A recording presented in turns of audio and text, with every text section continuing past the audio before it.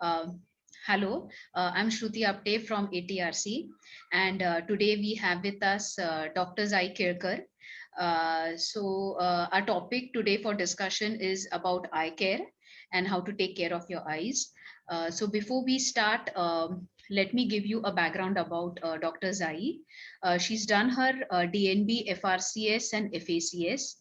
She's currently the director of National Institute of Ophthalmology, Pune. She has almost 16 years of experience in this field, and she's presented almost 34 papers in national and international conferences. Thank you, Zai. It is a pleasure to have you here. माझा पहिला question आहे की can you give us some information about how does the eye work? Okay. Hello, Shruti. It's always nice to meet up with you.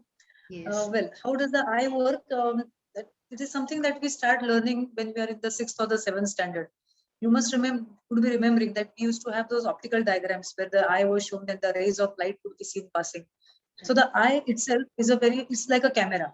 So whatever we see through the eye is actually processed in the brain, and then the brain tells us what we are seeing.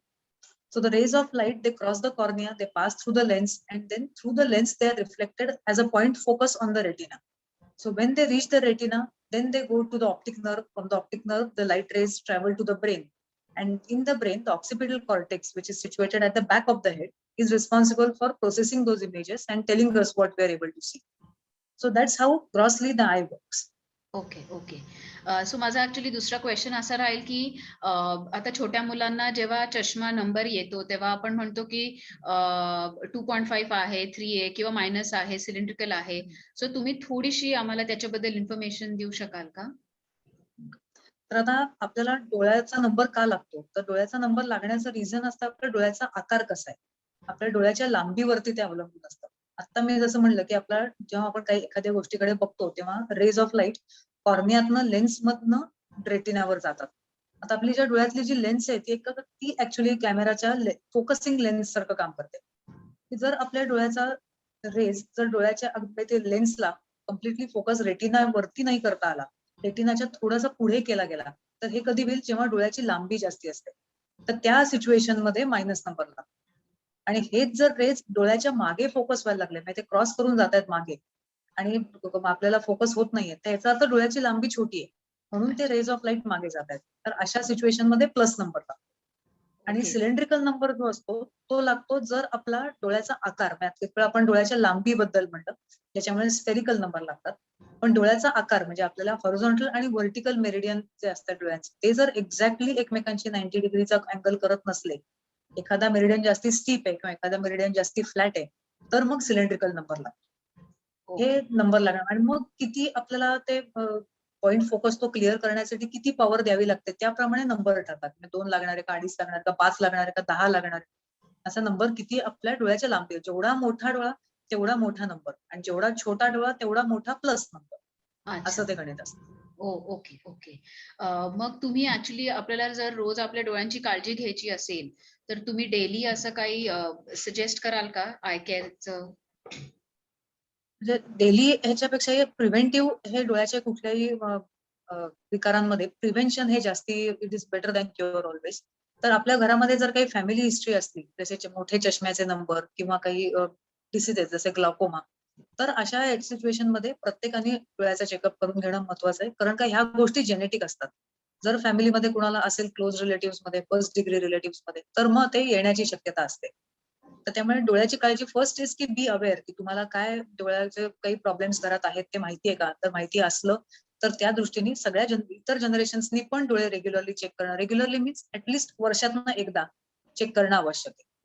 परत एक common गोष्ट जी आढळते, जे आपल्याला वाटतं की हे असं कसं असू शकतं, की पापण्याच्या केसांमध्ये कोंडा असतो कधी कधी लोकांना. तर हे एक बेसिक हायजीनची गोष्ट आहे, पण ही समाव दुर्लक्षित होते. त्यामुळे पापण्यांच्या केसांच्या लॅश लाईन, जिकडे आपण काजळ किंवा आयलायनर लावतो, त्या लाईन मध्ये जर असं पांढरं काही फ्लेक्स दिसले तर ते कोंडा असतो.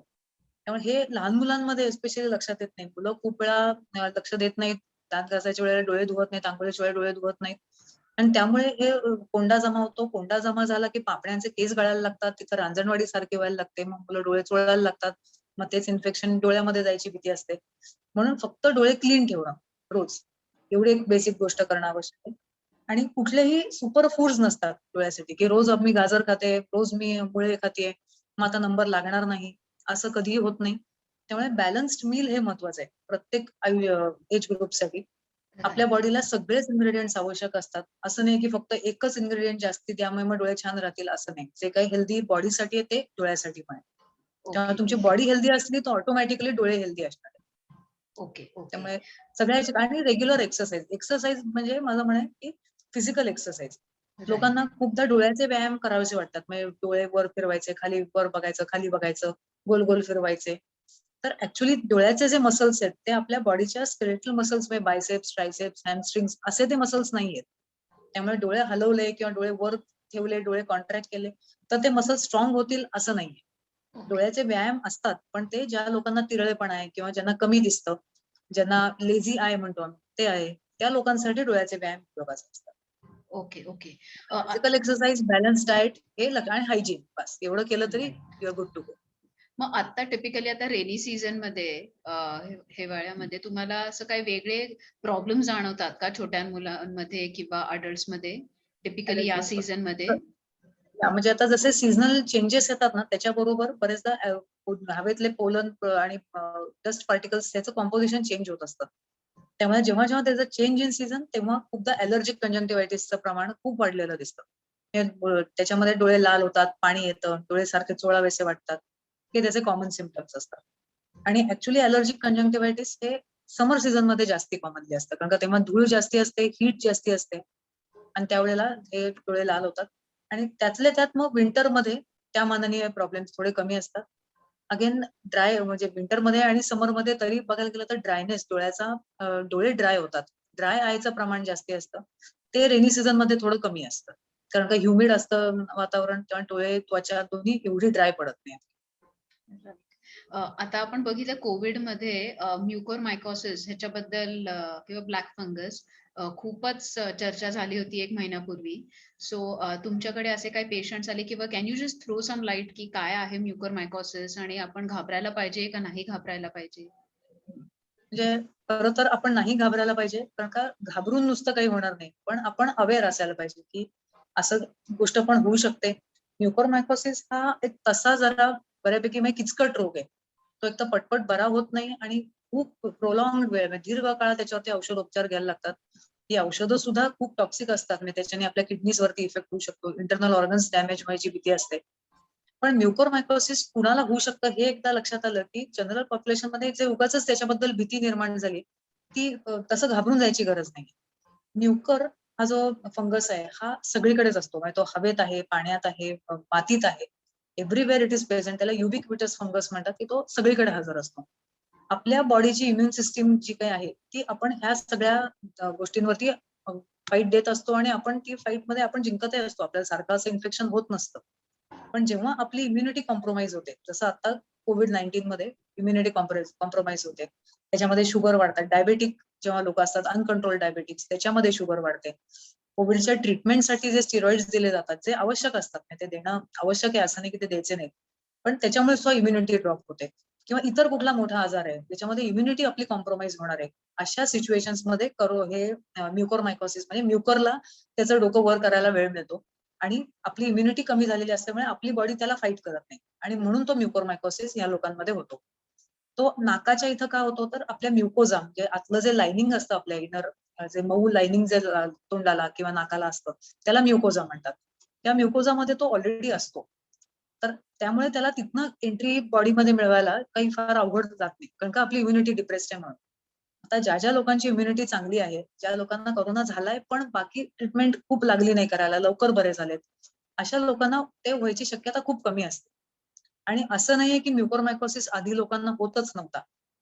हे व्हायचं आणि जे तेव्हाही जे खूप अनकंट्रोल्ड डायबेटिक असतात. अनकंट्रोल्डचा अर्थ की 450, 500, 600 अशी काहीही शुगर असते या लोकांची. अशा सिच्युएशनमध्ये मग आपली बॉडी या अशा इन्फेक्शन्सना फाईट करू शकत नाही आणि मग तो म्युकोरमायकोसिस होतो. तर त्यामुळे ह्याच्याबद्दल अवेअरनेस ह्याची गरज आहे, की हे होऊ शकतं. ते होतंय लोकांना म्हणजे तो ज्यांना होतंय त्यांना खूप त्रास सहन करावा लागतो.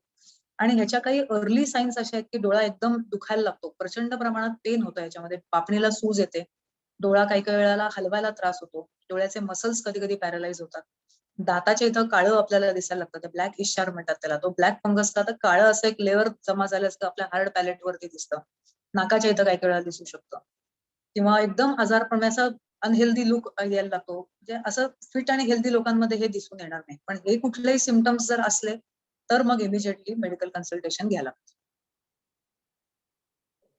सो माझा पुढचा क्वेश्चन असा राहील की आजकाल बाजारामध्ये खूप ड्रॉप्स, आय ड्रॉप सजेस्ट केले जातात. कारण कसं असतं कधी कधी आता बिकॉज आता कोविडमुळे सगळं इंटरनेट आणि सगळं ऑनलाईन चालू आहे, त्यामुळे छोट्या मुलांमध्ये पण डोळ्याचे प्रमाण तुम्ही पण बघितलं असेल की ते थोडं वाढत आहे. तर त्याच्यासाठी आयटोन किंवा असे काय काय वेगळे ड्रॉप्स आहेत, तर तुम्ही ऍज अ डॉक्टर सजेस्ट कराल का हे ड्रॉप्स वापरणं? आता आयटोन हा ड्रॉप चांगला आहे, म्हणजे हा हार्मलेस ड्रॉप आहे. त्याच्यात 2 प्रकारचे ड्रॉप्स असतात, हार्मफुल ड्रॉप्स असतात ज्याला स्टिरॉइड्स म्हणतो आपण. तर स्टिरॉइड सुद्धा ओव्हर द काउंटर आपल्याकडे इझिली मिळतात. आता स्टिरॉइड हे एक मॅजिक ड्रग आहे, म्हणजे स्टिरॉइडनी एखादा डोळा जर लाल होतोय, टोचतोय, तर स्टिरॉइडचा ड्रॉप त्याला इमिजिएटली बरं वाटतं. केमिस्ट सुद्धा कधी कधी न बघता ही औषधं देतात, म्हणजे विदाउट प्रिस्क्रिप्शन आपल्याकडे दिली जातात ही औषधं अनफॉर्च्युनेटली. तर ही औषधं डेंजरस असतात, कारण स्टिरॉइड जर सारखे घालत राहिलो आपण तर डोळ्यामध्ये त्याचे साईड इफेक्ट्स व्हायला लागतात, एस्पेशली लहान मुलांमध्ये लवकर, पण ऍडल्ट्स मध्ये सुद्धा होऊ शकतात. आणि साईड इफेक्ट्स मध्ये कॅटरॅक्ट डेव्हलप होऊ शकतो, काचबिंदू डेव्हलप होऊ शकतो, आणि ह्या दोन्ही विकारांमुळे आपल्या डोळ्यावरती कायमचा परमनंट विजन वरती, दृष्टीवरती परिणाम होतो.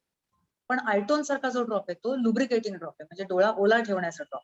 आपल्याला ड्राय आयचं जे म्हणलं प्रमाण बऱ्यापैकी आपल्याकडे असतं, धूळ असते, प्रदूषण असतं, तर त्याच्यासाठी हे जे लुब्रिकेट म्हणजे आपले रेग्युलर जसे आपले जे अश्रू ज्या कॉम्पोजिशनचे केलेले असतात असतात त्याच कॉम्पोजिशनचे हे औषध असतात, त्यामुळे हे ड्रॉप्स अगदी रेग्युलर वापरले तरी चालतं. पण आता विदाउट प्रिस्क्रिप्शन हे एखाद्याला त्याच्या नावावरनं फक्त किंवा जेनेरिक नावावरनं ओळखणं एखाद्या ले पर्सनला डिफिकल्ट आहे, की आता जो मिळालेला आहे तो स्टिरॉइड आहे का नाही, म्हणजे त्यासाठी सगळे फार्माकोपिया घेऊन बसायला लागेल. तर त्यामुळे शक्यतो ओव्हर द काउंटर ड्रग्स घेऊ नयेत. तुमच्याकडे प्रिस्क्रिप्शन असेल, डॉक्टरनी चेक करून दिलेली औषधं असली तर ते त्याचं तेवढं जेवढं ड्युरेशन दिलेलं आहे त्याप्रमाणे घालणं हे अतिशय आवश्यक.